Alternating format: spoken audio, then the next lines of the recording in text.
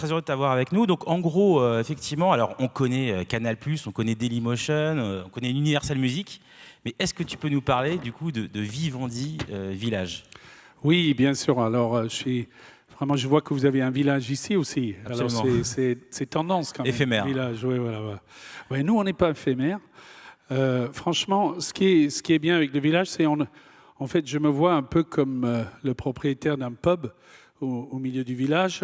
Et en fait, le village, je vois qu'il y a des personnes au sein du village, ils se connaissent tous, ils s'aiment beaucoup, ils viennent dans mon pub et franchement, ils parlent de tout ce qu'ils peuvent faire ensemble.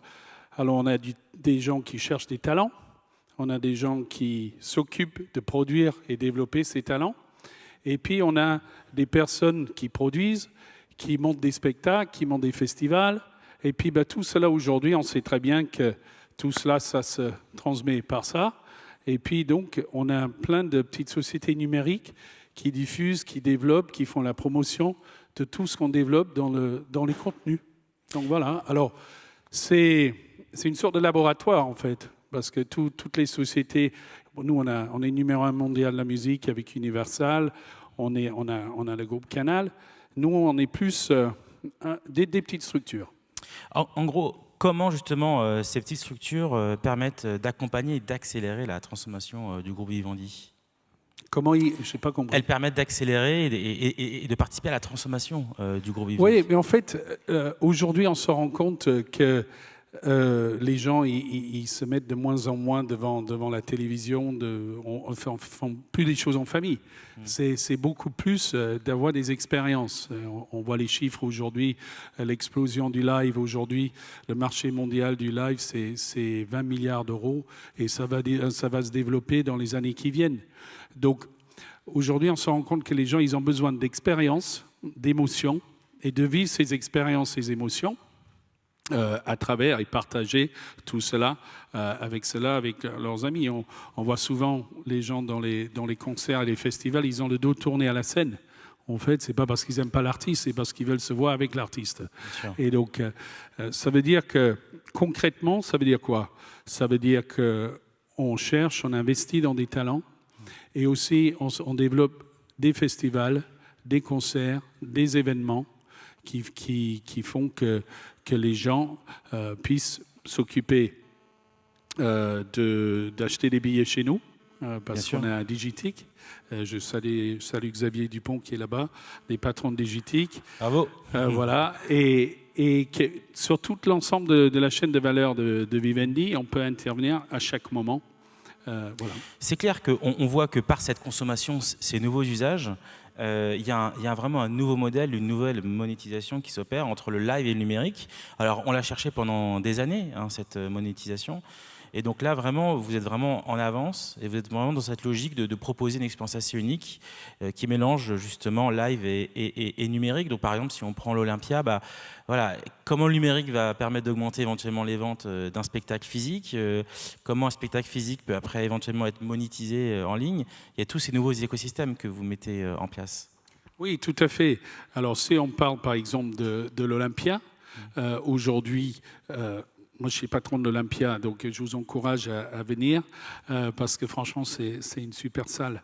Voilà. Et on voit aujourd'hui que, par exemple, avec Universal, on a développé My First Olympia, ou mon premier Olympia. Ou par exemple, Louane, quand elle vient jouer à l'Olympia, on la voit devant, elle est contente, etc. Après, on la voit en loge, on voit tout le monde qui arrive, les fans, on voit l'avant, le pendant, l'après.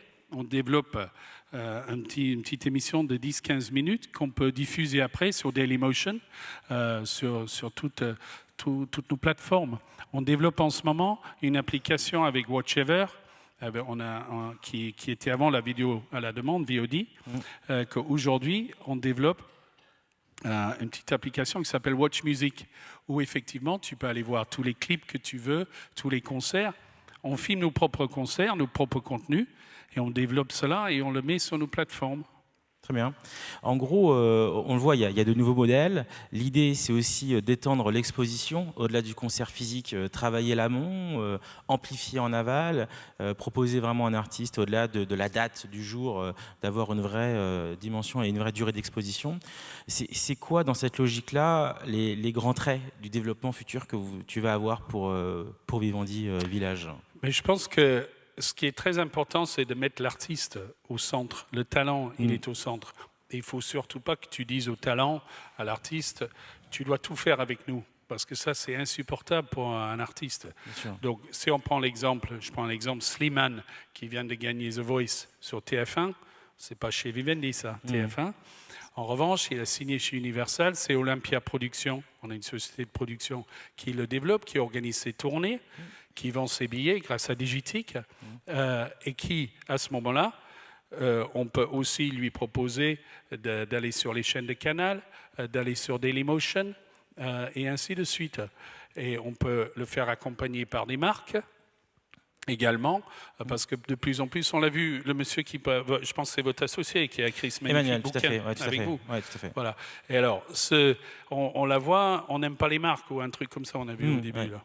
Ben, c'est sûr qu'aujourd'hui, avec les ad-blockers, de plus en plus, les marques viennent vers les artistes.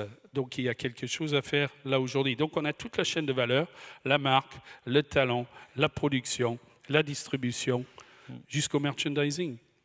Est-ce que, dans le cadre de tes voyages et autres, tu vois des tendances internationales autour du numérique, du live, qui peuvent vous inspirer ou qui te donnent des idées, des choses qui sont en avance ou autres? Oui, je pense que, surtout aux États-Unis aujourd'hui, on voit de plus en plus qu'il y a des concerts que tu peux acheter.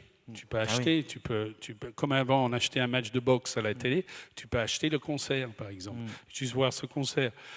Il y a de plus en plus de choses qui se développent entre le cashless, la billetterie, tout ce que tu peux acheter au concert déjà. Tu peux acheter ta bière, tes sandwichs, tout ça, mais c'est beaucoup, beaucoup plus développé aux US, en Grande-Bretagne, qu'ici en France. Et je pense qu'il y a énormément de choses à apprendre aujourd'hui de la gestion du festival aux États-Unis. Je sais qu'on a dans la salle, on a Clémentine Fréchinos du Festival de Brive.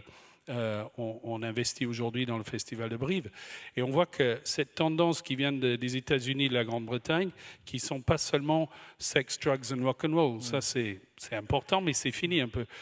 Aujourd'hui, c'est beaucoup plus qu'est-ce que je peux développer pour toute la famille, pour avoir une expérience pour la famille. Donc, c'est la gastronomie. Je sais que vous allez rire d'entendre un Anglais parler de gastronomie, mais je veux dire, il y a la gastronomie, il y a des jeux pour la famille, il y a face painting, il y a toute l'expérience autour qui fait que tu as envie d'y rester 2 jours et pas juste venir pour écouter un concert. On se revoit du coup potentiellement dans 1 an. Qu'est-ce qui s'est passé? Vivendi Village a inondé d'innovation le groupe Vivendi. Vivendi est devenu le groupe du live.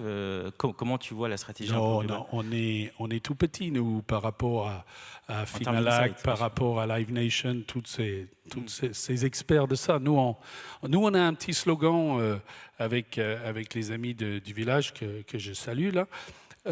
C'est que we try, we fail, we fix. Donc, une sorte de labo. On n'est pas très fort en stratégie. On tente des trucs. On voit si ça marche. Si ça marche, on l'industrialise. Et Vincent Bolloré, il valide ça, ce côté start-up? Mais lui, je vais vous dire, c'est start-up perpétuel tous les jours. Alors lui, il faut être très très rapide.